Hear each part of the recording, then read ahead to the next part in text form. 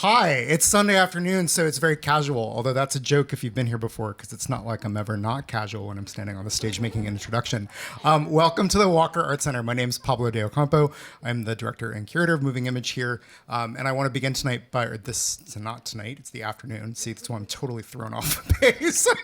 Begin this afternoon by acknowledging that the Walker Art Center sits on the traditional, ancestral, and contemporary homelands of the Dakota. This site where we are was once an expansive marshland that has gone through many transformations over the years, but has always and continues to be a site of importance, not just for the Dakota, but for many Indigenous nations who live in and on and around and near this place today. We say these things at the beginning of events often, and I was thinking today on my way over here about how I say them kind of for my benefit more than for your benefit. An acknowledgement for me is something that I think about as like a form of practice or as a form of reminder about what it is that I do and why it is that I do it. And I was thinking about that in the context of today's program, which I'm very excited to welcome you all to, a collaboration with the Twin Cities Arab Film Festival.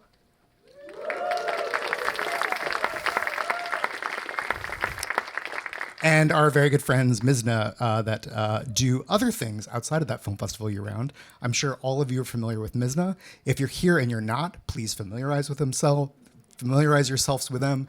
They're an incredible, amazing cultural organization here in the Twin Cities, maybe one of my favorite arts organizations. Yeah, probably. I was like, are there board members from the Walker here or my boss or something like that? Can I say that? We're here today for a two-part program. We're doing a closing day program of films with Mizna this year, and I hope that you can stick with us for the rest of the night. We're going to be doing this afternoon's program and then Goodbye Julia at 7 p.m. There'll be a little reception in between hand if you want some hummus, some snacks, things like that. Today's program, let me think, what is my order of things that I'm going to do?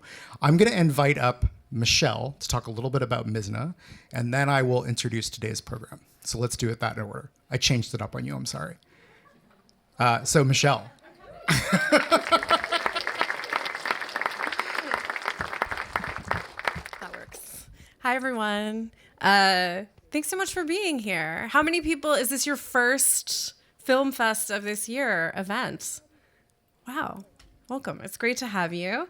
For those of you who don't know me and therefore haven't been at the film festival and haven't heard me speak multiple times this weekend, my name is Michelle Baroudi and I'm the film programs curator for Mizna. If you don't know Mizna, we are a nonprofit arts organization that centers the work of Arab and Southwest Asian and North African artists and filmmakers. We say SWANA for that. We program the annual Twin Cities Arab Film Festival. We also publish a biannual literary journal. Our latest issue just dropped. It's a cinema issue. It worked out very nicely with the film programming of the film festival. It's a really beautiful issue, so find that wherever you can. I don't know that we brought any with us. We did not. I'm getting a no from the audience. But they are available and around. We have a film screening next week. Maybe there'll be some there if you come out. As an organization, just to sort of echo Pablo's land acknowledgement, we strive to decolonize cultural space from Turtle Island to Palestine. And we acknowledge as well that we do this work on the contemporary and ancestral homelands of the Dakota and make reference to the past and ongoing settler colonial violence and genocide on this land that we call the United States. As we say this, our hearts have been really heavy. This weekend has been really heavy. It's been really good to be together, but we are also all bearing witness to ongoing genocides in Gaza, in the West Bank, and in Lebanon, as well as in Sudan. And we, often I think of these things as really separate, but all of these forms of oppression, this warmongering and this ongoing violence, they're all connected. And I feel like that feels incredibly important, especially in today's program, this afternoon's program, that we're really, really excited to partner with the Walker on this. This is a new form of collaboration. We've often done opening or closing here, but this program this year feels really good and really collaborative for us because it's the Walker bringing something that they're interested in that aligns with our programming, and us bringing a film to it as well, and being able to do it together and to collaborate in a way that feels really organic and genuine to both of our organizations. And we're also just really excited to have guest curator Nasrin Himada here and to share these films, some that we've screened before in other programs and some that we have not, and to see them put together in this different way is just something that really makes sense for us and feels like a great partnership. Just so you all know, we do have one more film, the closing film. It's tonight. It's right here in the cinema. There's going to be some babas. Pablo's probably going to tell you about this too after the Q&A. If you've never had babas, then you definitely need to stay and eat some hummus because it's down the street. It's incredible, and you don't really even need to make your own hummus anymore. You can just get it at Baba's. And after that, closing film, a Sudanese narrative feature that hasn't screened in town yet, is a beautiful film, will be introduced by a guest curator and filmmaker who ran a workshop for us this week, Fatima Wardi. So definitely stick around for that. Hopefully you already have a ticket because I think it's sold out. Thanks again for just being here. It's been a really hard week for us, but it's been so good to be together. And it's been really cathartic for me just to be able to be in community with everyone here. And I just say this a lot, but I feel really lucky to live in a city where we have a community that can come together when it's really tough, but also that can come together around beautiful art and film and think about how we can use art and film to resist. I'm going to stop talking, and Pablo's going to take my turn. Thanks for your patience as we improvise this little introduction here. So I think Michelle said most of what needs to be said, but I'll just give you a bit of an overview and introduction today. We're watching a program called Dreamworlds. It's curated by Nasrin Himada, originally for a festival screening in Toronto, a festival called Images back in April. I saw this program and instantly was like, we have to get this program and Nasrin's very good friend, Wanda Nanibush, here to screen it at the Walker. And the reason for that really being that it's a program that both within this program and in the conversation that will follow afterwards, I think really digs into the sentiment of much of what Michelle was saying and much what I was saying earlier about sort of land acknowledgements, about how those, this is a program that I think very much embodies the spirit of trying to look like through and across and between many different things that are simultaneously happening in the world, looking at art and artists as people who are foregrounding new ways of trying to think about land and place and sovereignty. And a quick shout out to the two folks who will join us for the Q&A afterwards, as well as very briefly in the beginning to say a quick word. Nasrin Himada is a curator who lives in Kingston, Ontario, and Wanda Nanibush is a curator living in Toronto. I've known both of them for a very long time, although we haven't seen each other in a minute. But I've always been very much inspired by the conversations that the two of them have in the service of those questions around intersectionality and thinking across and through different places and different times and different people. So I'm not going to say too much more other than invite Nasrin up here to say a few words beforehand and give you a couple of quick technical notes where you can come up. I was going to say this while you were walking.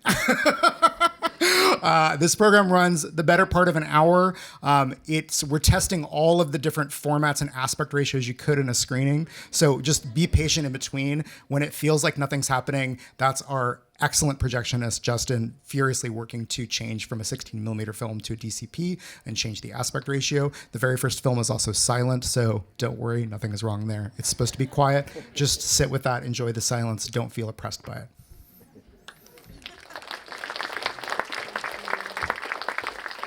Well, hi everyone. Good afternoon. Really happy to be here. I'm getting weirdly emotional because, because it's been hard. It's been very difficult these past few days. And when I created this program, it was in April, so it was very specific to the context back then. I actually had worked on the program, conceiving it through to December, and then in April 2024 it screened. And the rhythm, I feel like what I want to say, and I don't like to say too much before any of the programs, but the rhythm is like super important to me and in the way that the order goes. So I ask you to be with it because sometimes I mean, afterwards we'll talk about this, but sometimes it'll feel strange. I mean, I know I get a lot of questions of like, why did you include this film? Why did you do this? Why did you do that? But I think for me, it's so important to just stay with the rhythm and the composition of the entire program. I think about sound a lot, and especially silence. I think is important to think about it also in relation to sound and how it works in consecutive order. So I just want to say that, and I want to say thank you very much. The last time I saw Pablo, I think I told him it was in 2010, and it was in Beirut. So, yeah, full circle. And Pablo has been a huge, if anything, actually, I look up to him, and it's been my dream to work with him, and also to be here. So when I walked into the cinema, I was like, oh my God, I can't believe I'm here. I've been film programming for 20 years, and so this for me is like a huge achievement that I'm here today, and also doing it with you. So thank you. And also that I'm here with my friend Wanda. We've also been very close friends for like 25 years. It was important for me to have this conversation with Wanda after the film screening because she also was a film programmer. That's how we both started before we got into curatorial work. But so I feel like this is also very special, and you'll get to hear more about that too, our relationship and the way, in terms of, like Pablo said, we conceive of these things in conversation, whether we're physically with each other or not. So I'll leave you with that. Thank you so much.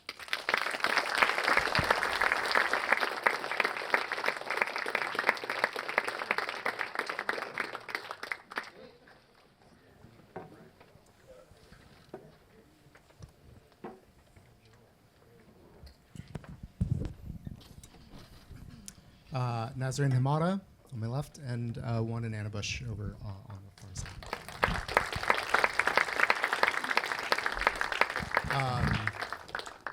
I want to just echo, you started this with this very emotional and somewhat embarrassing moment for me. It's okay.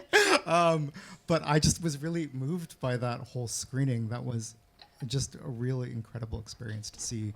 I'm preaching at the converted here, but just a reminder how wonderful it is to see cinema actually come alive in a room, in a space where it's meant to be.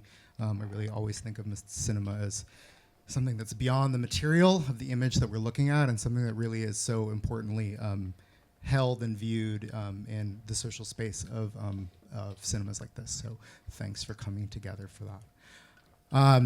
I thought a starting point might be to, I didn't envision tracking through all these films one by one, or inviting you to talk about them, but I do think that Tacita Dean's Green Ray, which is the first film that we saw, that silent film at the very beginning, might be a very interesting place to start. And I thought something that would be interesting to share with you two that was on my mind in the middle of that was the Minnesota, the Dakota word for Minnesota is Minnesota Makoche, which translates to land where the water reflects the sky, or in some translations it means that.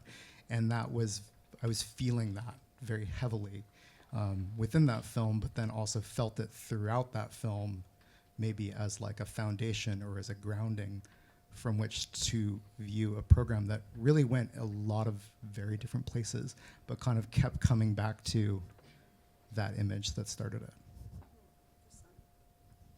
The Sun and the Water. I'm obsessed with this film, and I hadn't, before I programmed it, before it screened at Images Festival, where this program first screened in April, as Pablo said. I had just watched it on Vimeo, and I had never seen it in 16 millimeter before. Every time I was just on my computer working, I think I had it just bookmarked on my laptop, and so I would just go to it anytime I needed a break. I'm like a film nerd. I don't know how else to say it. I think for me, I'm obsessed. I hate using this word, but experimental film. I just want to call it film from now on in this conversation, but just to give context to my nerdiness, that I am in love with filmmakers. And I feel like for me, they give me life just like poetry does whenever I feel like I need to think of how to interrupt just thoughts that we're having these days about what's going on in the world. And so when Tacita's film for me was important to begin with because it's so much about the materiality of film and it's so hard to catch. So I don't know if you caught it, but there is a second where when the sun hits the water, there's a green ray. That's why it's called a green ray. And only through film that can be captured. So I wanted to think about images and the materiality of images and the materiality of the poetry of images through Tacita's film first. That so much can happen just with this material. Yeah. Oh, you want me to talk? There's no rules here. Sorry. We're just talking amongst ourselves. I was for quite a little engrossed in what Naz was saying that I forgot I was on stage. Anine, I'm Wanda Nanibush, Anishinaabe Kwe from Basel First Nation, Wolf Clan. Sorry, I have to introduce myself the proper way before I speak. And thanks for having me here. Yeah, I think the first film is it is a kind of meditation. I put my stuff in storage this year and moved out to the water, close to my reserve, on the water that I call home. And so I would go down to the water every night and see the sun set. You never see the green, I can tell you that for sure, with the naked eye even, if it happened. But the waiting, like that sense of time, when you're just like living in real time with the earth's rhythms and what it is really worthwhile for the soul.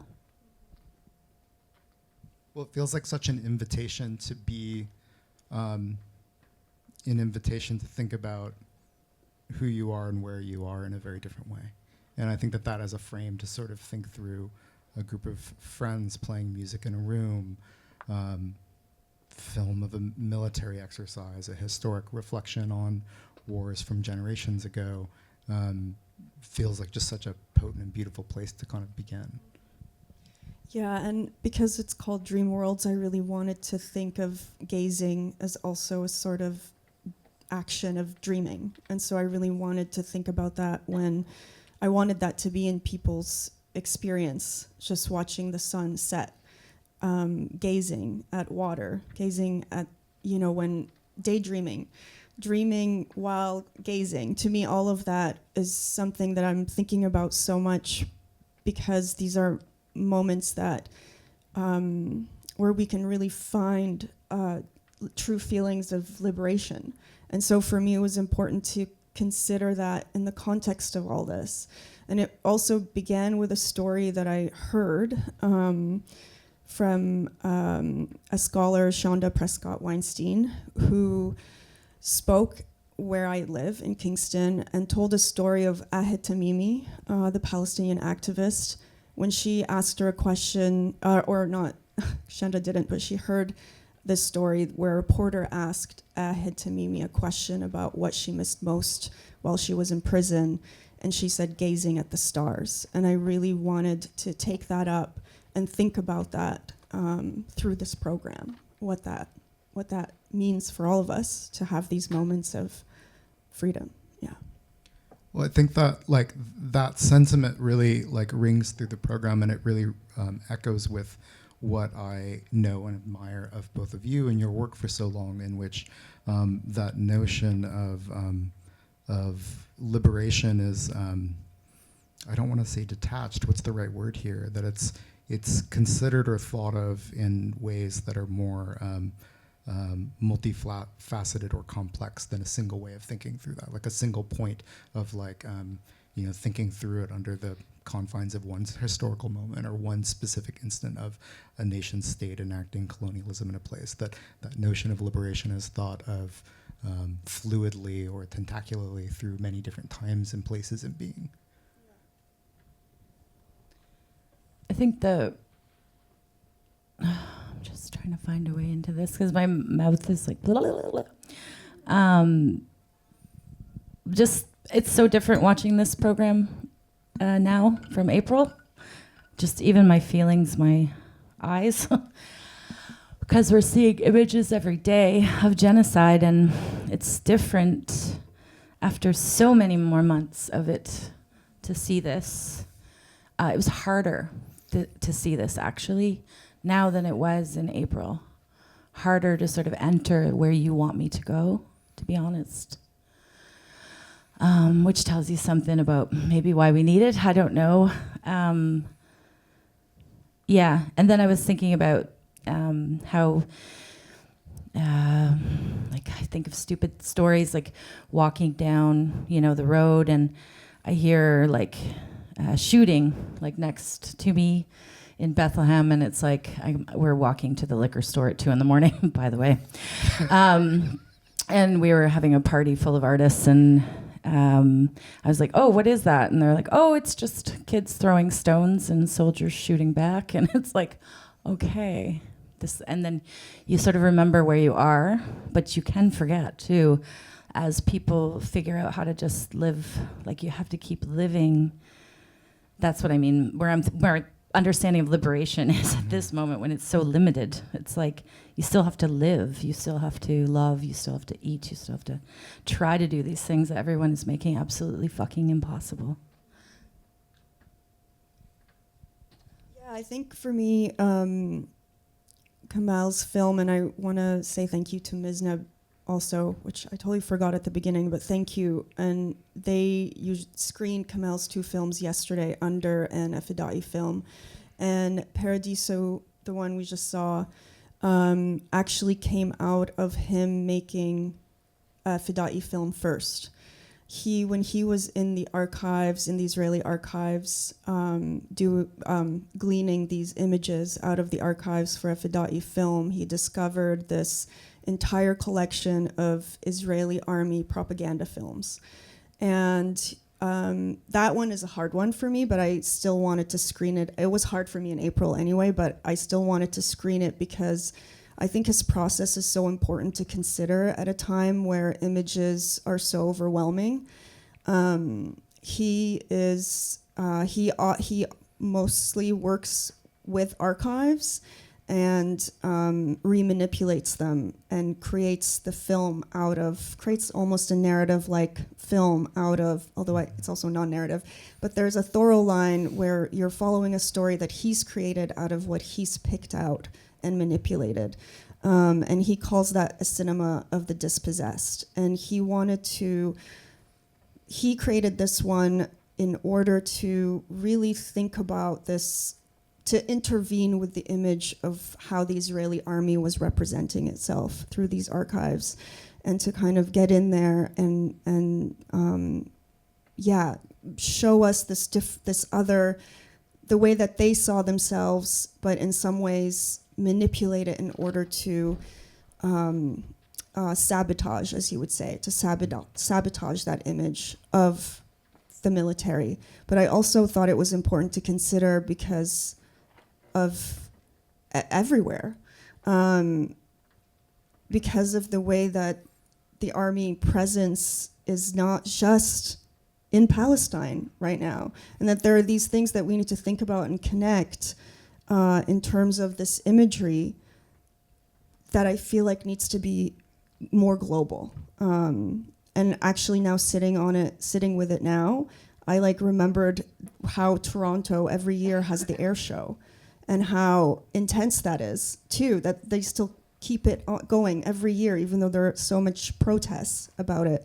And this year it was particularly, nobody could believe it happened. There was an air show in Toronto amidst many genocides, and one of the reasons is because they need to figure out how to use the money they just spent. So these are the types of things I want to think about too through images, is the way that these militaristic, these images of the military also dominate our imaginary. And then what Kamal does is gets in there and tries to disrupt that, sabotage it, as he says. Yeah. Does watching this feel different for you 6 months later after screening this program the first time? Yeah, I think for me it was, for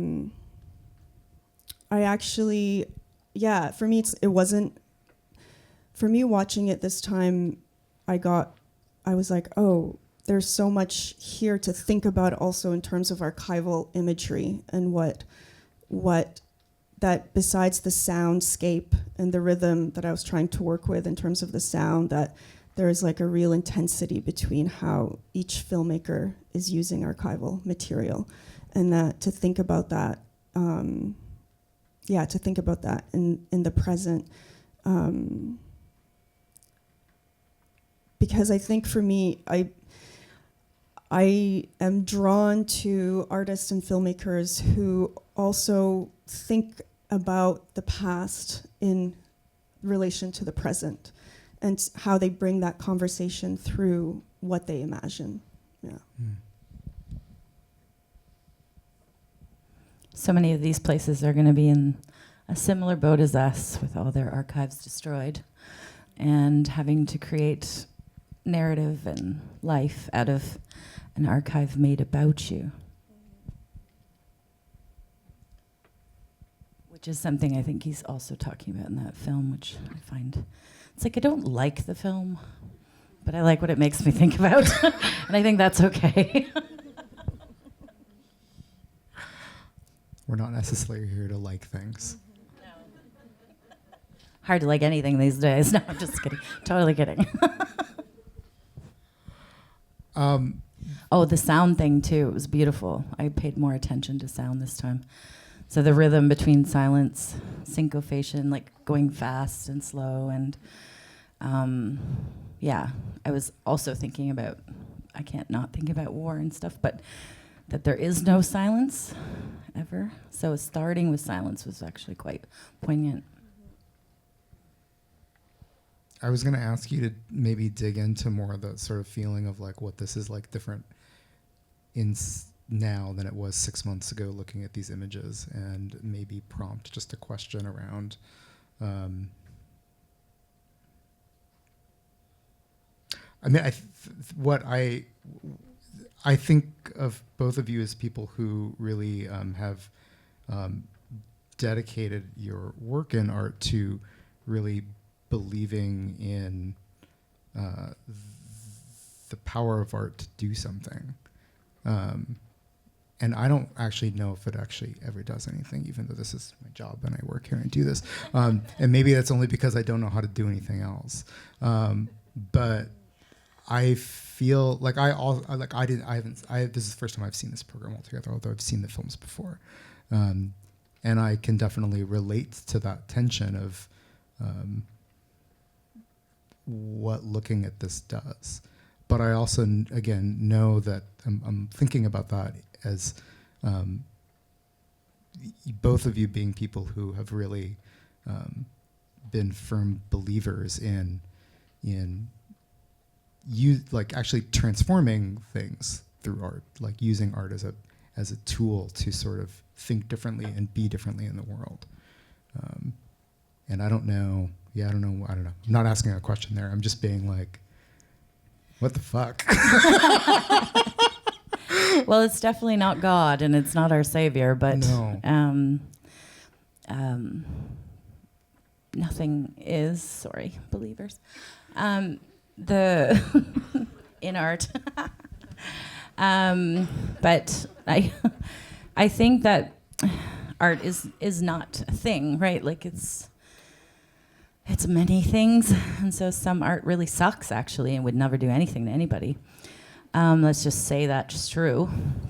And I think we can qualify between different kinds of art and what it's supposed to do and when and why. So it's hard to make blanket statements like that, but what I do believe is that it is merely a relationship. So how I enter into that relationship with whatever it is, whether it's performance art or a film or an object or a painting or whatever it is, the art itself produces something in me, and I produce something through looking at it or being a part of it or experiencing it. And the more my job as a curator, I think, in some ways, and as a maker, is to create that relationship to be as open as possible, so that your brain doesn't shut down the experience before you can have it. I think we're so brain heavy, and I am so brain heavy because I hate emotions and I don't want to feel anything in this life. So I read a lot and I think a lot, because childhood was hard. And so I think I'm drawn to something that opens up that intimacy and that vulnerability inside myself, because it is so hard to do. So I want to do that to others, because I know that that is a space of transformation between human beings. And if we can't experience that with something that isn't alive as a being, then we can't experience it with each other. So I think of it that way, maybe. So maybe transformation is a bit more elusive in that way. I do think some artworks and artists have done things to transform, like to end apartheid through dance. You know what I mean? Like, I think there are things that people can do that are creative that actually do transform our lives in a real way too. Will an abstract painting do that? I fucking highly doubt it. But an abstract painting might have a different transformative relationship for you. It just may not solve the world's problems.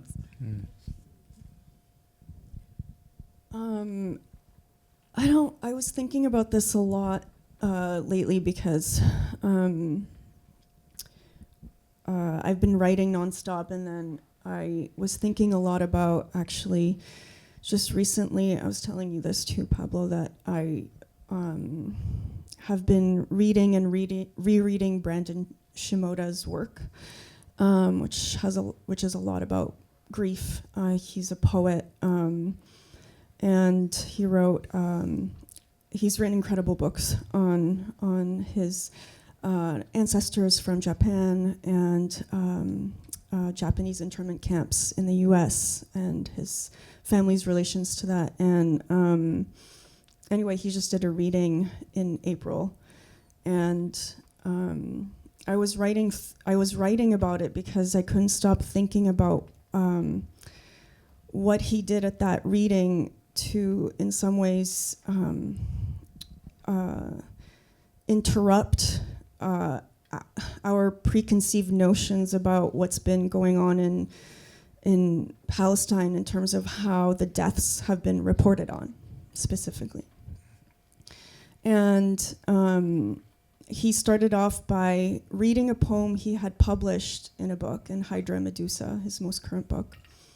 And then he changed it for that reading and started to write the poem as he was reading it, in order to conjure the image of Rafat El-Arir, and made him come alive in the room, and talked through him being there, sitting there, reading these books, reading the autobiography of Malcolm X 3 times,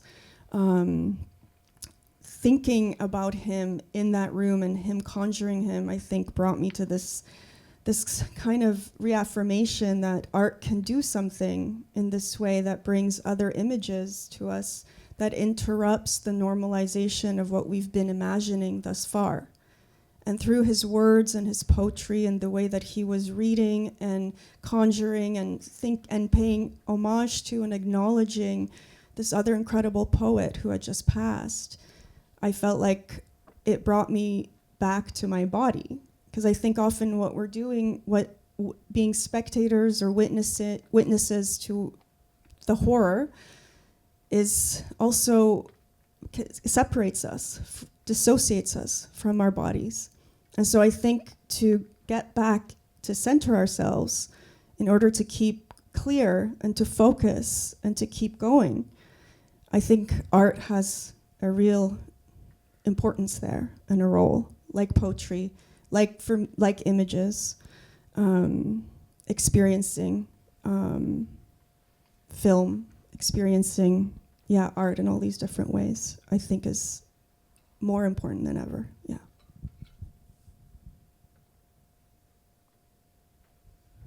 And it's hit or miss, because what may work for us may not work for the next person too, right? So we don't always know. there's no universal human being that all art will touch in a specific way, or this art will touch all human beings in that way. So I think that's always important to keep in mind too. Yeah, you didn't like the Paradiso Kamal Aljafari film. No, but it makes me think, and I'm good with that. Maybe last bit, we'll have some time for questions. So think about that while I ask one more thing. I think we have some ushers that will come down the aisles with some microphones. So if you want to ask a question, raise your hand. And while you think about that, I'll maybe just end with another question, maybe more broadly about the program, which, you know, on that subject of art does different things for different people at different times, of just an admiration for the varied approach of the films here. That sort of, you know, I think we're talking a lot about dreaming and about gazing, but there was so much of this that actually like refused an image. And even though it's really rooted in an image, it's also sort of very much rooted in language and words, which are not necessarily not an image, but a different way of thinking about an image. And that was really just such a wonderful sort of experience to kind of go through those moments. Yeah. Wait, what was the question? There's not a question. I'm just, again, we're just making stuff up here. There's no question. But I mean, I to go back to maybe some earlier things, and you know, Wanda, your comment around like, just, I think you both talked about just sort of being overwhelmed with images right now. I spent a lot of time thinking about what I could see and what I couldn't see or wasn't allowed to see, or was, you know, whether it was sort of caught up and obstructed in Rhayne Vermette's Black Rectangle, or whether it was sort of layered and sort of, just sort of like dropped one on top of another in Basel and Ruanne's film. It's the last film that we saw, or whether it was completely devoid of any image in the way that we think of it, in like NIC Kay's film, the film that was just all black with the white text on it, and just sort of what it sort of meant to think about that same overwhelm that I think about with images and the world we're living in right now, and what it meant to both see images and not see images. Yeah. I was really proud of myself for that while I was watching it, because I felt like, oh shit, I also didn't notice this last time, because I was like, oh yeah, there's this part too with Rhayne's film, also like coming in right after Kamal's. He's working with the archive and suturing these images together to make this seamless kind of, like I said, a narrative, non-narrative. But then Rhayne's film comes in and she's completely scratching and manipulating and like physically destroying the film itself. So I feel like this to me was actually such an important moment too in the program, because it brings us back to the production of images and how they're how they are made and specifically through these processes. And Rhayne's coming here too, and she'll talk more about this, but Rhayne's process is very internal, and you know, it's like I imagine her at her desk doing it, and it takes forever. You know, this film took hours to make, and it was 1 minute. So she's an animator. Yeah. Anyway, that's my comment to that, because I think it's important to think about refusing images at the same time that you're taking them in order to feel ourselves thinking and feel ourselves in the space, and to feel ourselves getting tired or uncomfortable or sleepy, or, you know, with Nick's film coming in, to me that was a little bit of it was like a message to myself being like, just wait it out. It's gonna be all over soon, you know, like that it's, you know, but to wake you up at the same time, because the music is so good. So I think for me, it's playing with this rhythm of being in and out, just like how I love experimental film to do that. Yeah. The last one I think was like the obscuring of the murder. this teenager, I think, who was foraging, really. But then you see all these plants, and you start seeing other things, because, the media and Instagram and things will focus on one part of a whole narrative, right? So, or a wider picture. So I felt like the obscuring and the layering actually gives you the wider story. And so I was thinking a lot about how Israel kind of rebrands everything, like Israeli salad and like all these kinds of things, rebranding everything for itself, including the land, like renaming places. We've gone through that here in North America. Renaming places, putting down a new history where an older history exists. Erasing what was there before, erasing villages. And now, like, what this makes me think about is like even cutting the tie to the land itself, such that not only you have to cut the fence to get to this place, but also they're making illegal the foraging itself of things that people eat and need. In this case, I think it's za'atar, isn't it? Anyway, Akab. Anyway, there's like a bunch of plants that are now illegal to forage. So anyway, I was thinking about that, like how obscuring one thing can actually bring a bunch of other things to light.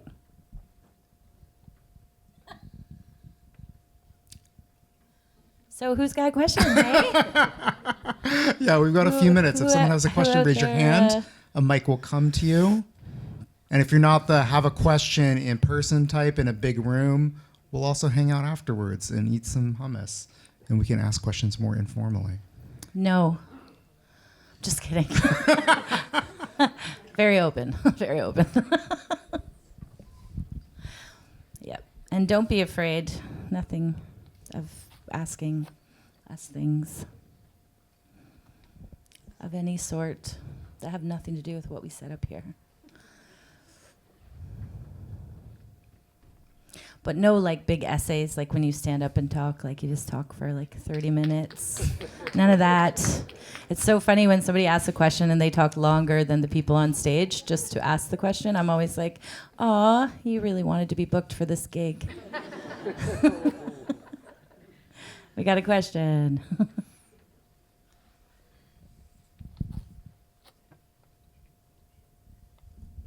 My question is about the film Paradiso. You spoke about getting into the archives. Can you talk more about the logistics? How did the filmmaker get to the archives? How was access granted? Why would they let the filmmaker walk away knowing what they were going to do with those images and how they were going to be reworking them? I think I wanted to also preface by saying I cannot answer any questions that the filmmakers themselves will only know. Like and for me, I feel like with Kamal, he has access to Israeli archives. He's been making a lot of his films using Israeli archives. The one thing I know from what I've read and just having discussions with him is that he works with archives because it's a way to also, in some way, say, F you to the cinema industry. And because he says this is the cheapest way for me to make films. Otherwise, they cost a lot of money. But also, it's incredible because I think he's built such a practice out of him doing this so many times. When I saw a Fidai film, did any of you see it yesterday? Yeah, I think after I saw a Fidai film, I was like, I don't know if I can watch film after this, actually, because I've never seen anything like it. It's so good. It's so good. And he has really done something with this process of sabotage and of him capturing this condition of the cinema of the dispossessed. And I feel like we really see it all through his work. Yeah. So I'll just say that.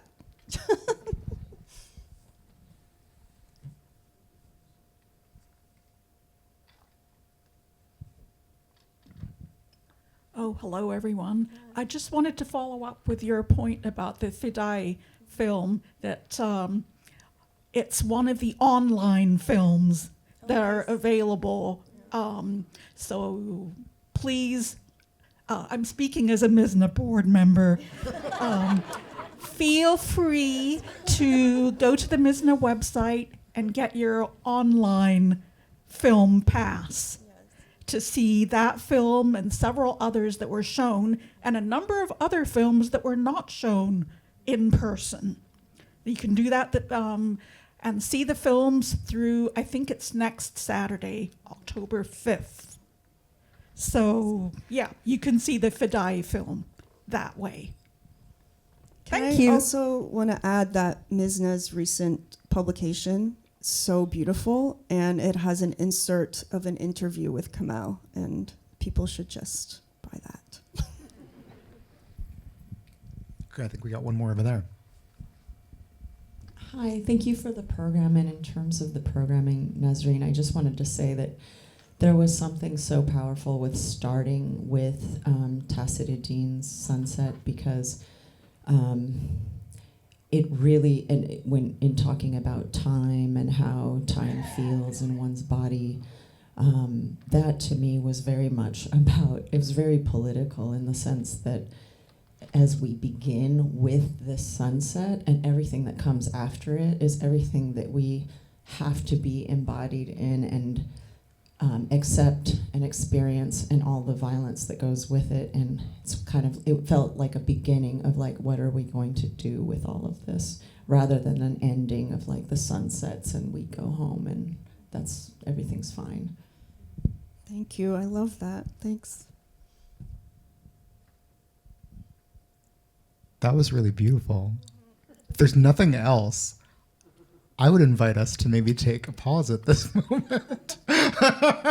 I like ending on a high note, so thank you for that. Really wonderful observation. And maybe I will say thank you. Do we have, are we having like a reception or drinks? We're or outside. food? There's snacks, there's drinks.